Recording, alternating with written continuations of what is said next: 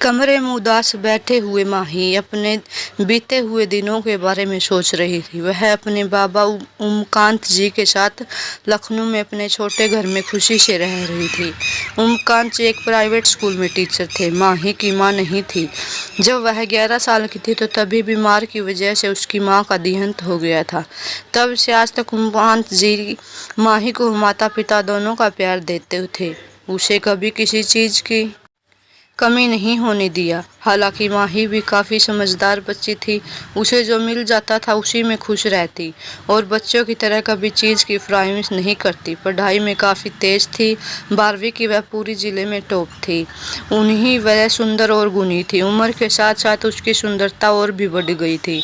जो भी उसे एक बार देखता तो बस देखता ही रह जाता। रंग इतना गोरा कि मानो दूध में सिंदूर घोल दिया हो।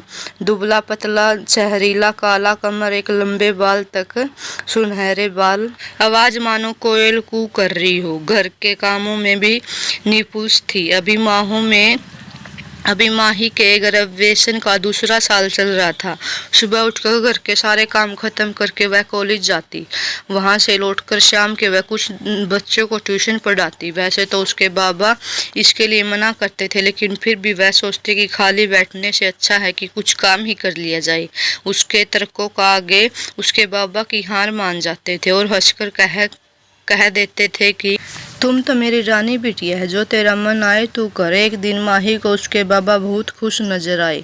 माही, क्या बात है बाबा, आज तो आप बहुत खुश नजर आ रहे हैं। उमाकांत जी, अरे आ गई बेटा। बेटा तुझे कुछ बताना है। माही उसके पास बैठ गई। बोला, क्या बात है बाबा। उमाकांत जी, बेटा मेरे स्कूल में वर्मा सर हैं, तुम उनसे मिली हो ना। माही, हाँ बाबा। उमाकांत जी, उन्होंने अपने बेटे के लिए तुम्हारा हाथ मांगा है। एक ही बेटा है, सरकारी नौकरी करता है। माही, पर बाबा अभी तो मेरी पढ़ाई भी पूरी नहीं हुई है। उमाकांत जी, बेटा उनको तुम्हारी पढ़ाई से कोई एतराज नहीं है। माही, बाबा। उमाकांत जी, बेटा मेरा तबीयत भी ठीक नहीं रहता है। अपनी ज़िंदगी में ही तुम्हें दुल्हन बने देखना चाहता हूँ। मैंने पता किया है कि लड़का अच्छा है, फिर रिश्ते सामने से चल कर आया है बेटा। और सबसे बड़ी बात है कि उन लोगों ने दहेज का भी नाम नहीं लिया है। बेटा तू जानती है ना, तेरे पास दहेज देने के लिए कुछ नहीं, तेरे बाबा के पास कुछ नहीं है। माही, बाबा आप ऐसा कैसे बोलते हैं, दहेज लेने वालों से शादी नहीं करूंगी मैं। उमाकांत जी के आंखों में पानी भर आया। यह देख माही उनके आंसू पहुंच बैठी। ठीक है बाबा, मैं तैयार हूँ। उमाकांत जी उन्हें अपने गले से लगाते हुए प्यार से उसके सर को सहला दिया। मेरी रानी बिटिया, हमेशा खुश रहो। माही शर्मा कर अपने कमरे में चली गई, हर लड़के की तरह। शादी को लेकर उसके भी कुछ सपने थे। बचपन में माँ उसे कहा करती थी कि एक दिन घोड़े पर सवार होकर उसका राजकुमार आएगा और उसे अपने साथ ले जाएगा। वो आंखें बंद करके उस पल सोचने लगी, उसका राजकुमार उसे लेने आएगा। वो उठकर अपने अलमारी के एक डायरी निकाली। उस डायरी के कवर पेज पर राधा कृष्ण जी की एक सुंदर सी तस्वीर थी। वैसे तो उसे डायरी लिखने का कोई शौक नहीं था, पर जब उसने उस तस्वीर को देखा, खरीदने से खुद को रोक नहीं पाई थी। उसने डायरी खोला तो उसके पहले पेज पर सुंदर अक्षरों में लिखा था, तेरी शादी। उसने तय कर लिया कि अपनी शादी से रिलेटेड यादगार पलों को मैं इसमें लिखूंगी। उमाकांत जी, शादी की तैयारी शुरू कर दीजिए। उनके घर में कोई औरत नहीं थी तो उन्होंने अपने गांव से अपनी एक दूर की बहन को बुला लिया। आज शादी का दिन था। उमाकांत जी ने मुंबई में रहने वाले अपने दोस्त अरविंदर प्रताप सिंह को भी शर्वित बुलाया था। अरविंदर और उमाकांत जी बचपन के मित्र थे। बड़े होने पर अरविंदर जी मुंबई जाकर अपना बिजनेस शुरू किया और फिर वही बच गए। उमाकांत जी यही लखनऊ में रह गए। अरविंदर जी की पत्नी वंदना जी सुलझी विचारों की औरत थी। उनके दो बेटे थे, कार्तिक और युग। वे दोनों आज आने वाले थे। माही बेसब्री से उनका इंतजार कर रही थी। अपनी माँ के बाद उसे वंदना जी से ही माँ का प्यार मिला था। वे लोग हर साल कुछ समय के लिए लखनऊ आते हैं, छुट्टियाँ बिताने के लिए। हर बार उनके साथ युग आता है। हम उम्र होने के कारण माही और युग में खूब पिटतात होती थी। दोनों बहुत अच्छे दोस्त थे। दूर रहकर भी उनकी दोस्ती मजबूत थी। माही कार्तिक से कभी नहीं मिली थी। क्योंकि वह ना के बराबर ही लखनऊ आया था। माही दुल्हन बनकर तैयार थी। युग बार बार आकर उसे चिढ़ा रहा था। उमाकांत जी जो अपनी बेटी को दुल्हन बना देख काफी खुश थे। वंदना जी और रविंदर जी भी माही को बलैया दे रहे थे। बाहर मेहमान सब आ चुके थे। सब बारात के इंतजार में थे।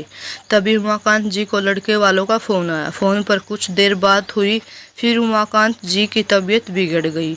उनके सीने में दर्द होने लगा। माही ने जब अपने बाबा को इस हालत में देखा तो वह भी रोने लगी। वंदना जी उसको चुप करा रही थी, फिर वो बाहर चली गई। कुछ देर के बाद वंदना जी और रविंदर जी ने उमाकांत जी से कुछ बात की, फिर उससे उसकी मर्जी पूछी। बाबा के हालातों को देखकर उसने भी चुपचाप सर हिला दिया। फिर उसकी मांग के कार्तिक के नाम की सिंदूर भर गई। न कोई उत्साह न कोई उमंग। बाबा की भी तबीयत संभल न सकी और वो भी उसे छोड़कर माँ के पास चले गई। माही भी रोते बिलखलाते हुए वंदना जी के पास मुंबई आ गई। रविंदर जी उसे संभाल रहे थे। वंदना जी ने तो उसे एक मिनट के लिए भी अपनी नजरों से दूर नहीं किया और युग उसने तो पूरे समय एक सच्चे दोस्त का फर्ज निभाया, उसका साया बनकर। पर कार्तिक जिससे उसकी शादी हुई थी, उसने तो अभी तक एक नजर भी उसे नहीं देखा। पूरे समय लगी मानो वह उन लोगों के बीच ही ना हो।